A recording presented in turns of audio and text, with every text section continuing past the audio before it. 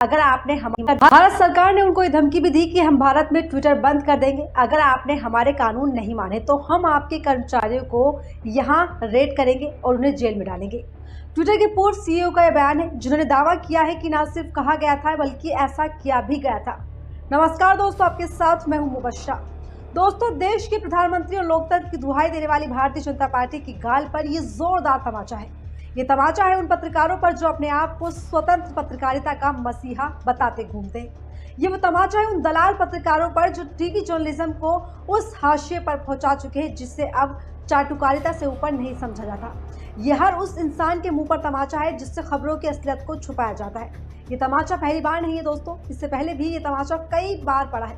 और इसी मुद्दे को सिलसिलेवार तरीके से समझने के लिए आज की मुख्य घटना पर गौर करते हैं और जान लेते हैं कि पूरी खबर क्या है।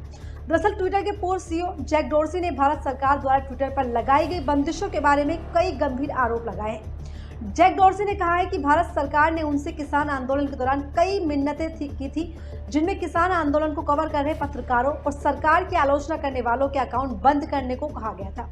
जैक डोर्सी ब्रेकिंग पॉइंट नामक प्रोग्राम में शामिल हुए थे। इंटरव्यू के दौरान जब जैक डोर्सी से पूछा गया है कि क्या आपको बीते वर्षों में विदेशी सरकारों की तरफ से भी दबाव का सामना करना पड़ा था, जवाब में जैक डोर्सी ने कहा कि भारत सरकार ने उनको ये भी धमकी दी कि हम भारत में ट्विटर बंद कर देंगे अगर आपने हमारे कानून नहीं माने तो हम आपके कर्मचारियों को यहाँ रेड करेंगे, उन्हें जेल में डाल देंगे।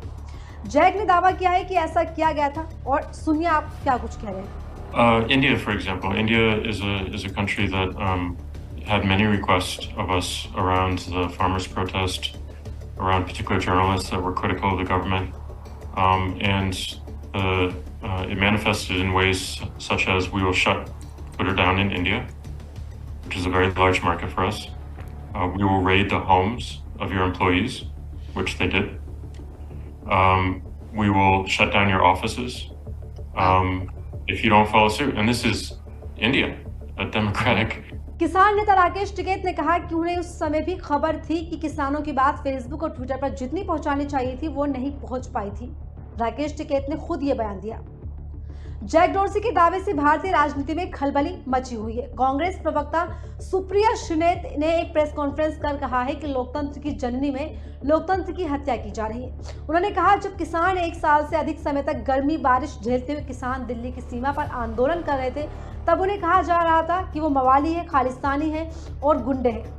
और ट्विटर से कहा जा रहा था कि अगर वो किसानों को दिखाएंगे तो भारत में ट्विटर को बंद कर दिया जाएगा और उनके कर्मचारियों के यहाँ छापेमारी की जाएगी। तमाम आरोप कांग्रेस ने लगाए। इसके साथ ही कांग्रेस के अलावा कई विपक्षी नेताओं ने इस पूरे मुद्दे पर अपनी बात रखी और सरकार को निशाने पर लिया है। संजय राउत ने क्या कुछ कहा वो भी आप सुन लीजिए। उस टाइम पे भी भारत सरकार ने ये हमको जानकारी थी कि जितने रिच फेसबुक और ट्विटर पे आने चाहिए किसान मूवमेंट के, वो नहीं आ रहे। उनको मवाली, उनको खालिस्तानी, उनको पाकिस्तानी, उनको आतंकी तो कहा ही जा रहा था। साथ में ट्विटर जैसे प्लेटफॉर्म्स को यह भी बोला जा रहा था कि अगर उनको दिखाया तो आपका भारत में बोरिया बिस्तर हम बंद कर देंगे और आप पर छापे मारे जाएंगे।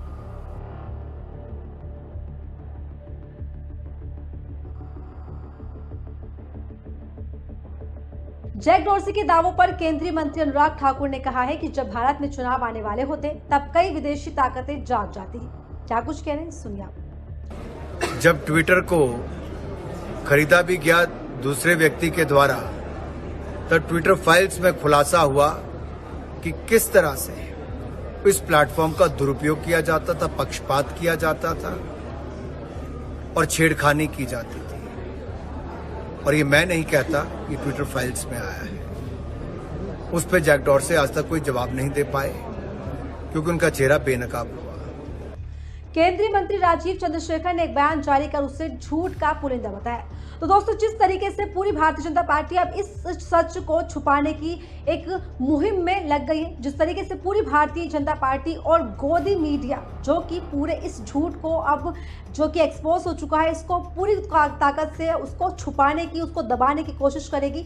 और जिस तरीके से भारतीय जनता पार्टी की तरफ से कहा जा रहा है कि तमाम जो विदेशी ताकतें हैं वो इलेक्शन के वक्त पर ही उजागर हो जाती हैं। तो अपने आप में ये भी तमाम सवाल खड़े करता है कि आखिर विदेशों से इस तरह की बयानबाजी का क्यों ही एक आसरा देखा जा रहा है। जिस तरह से भारतीय जनता पार्टी के एक के बाद एक झूठ सामने आ रहे हैं और तमाम ऐसी एक्सपोज मोदी सरकार को किया जा रहा है, चाहे वो जम्मू कश्मीर के समय जो पुलवामा हमला हुआ था उस समय राज्यपाल जो थे सत्यपाल मलिक थे, उस समय जो उन्होंने दावा किया उसको भी दबाया गया, गोदी मीडिया ने उसको दबाया और एक बार फिर से अब जो है सरकार का झूठ जो है पूरी तरह से एक्सपोज हो गया। किसान आंदोलन के वक्त जिस तरह से कितने सारे लोगों ने अपनी जान गंवाई, तमाम लोगों ने हर एक मौसम को झेलते हुए वहां पर संघर्ष किया, अपने मांगों को लिए वहां पर 1 साल से ज़्यादा समय तक वहां टिके रहे और तमाम परेशानियों को झेला, लेकिन फिर भी बार बार उनकी आवाज़ को दबाने की कोशिश की गई और फेसबुक ट्विटर के जरिए से ये कोशिश की गई कि पूरा किसान आंदोलन बिल्कुल नदारद रहे। और जैसे कि आपने देखा होगा तमाम यूट्यूब चैनल्स पर भी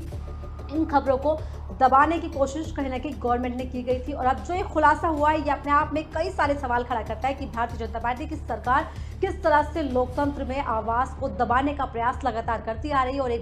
और एक बार फिर से इस पूरी घटनाक्रम ने साबित कर दिया है कि भारतीय जनता पार्टी महज अपने फायदे की राजनीति के लिए लोगों की आवाज़ को दबाती है और लोकतंत्र का गलत तरीके से इस्तेमाल भी करती है।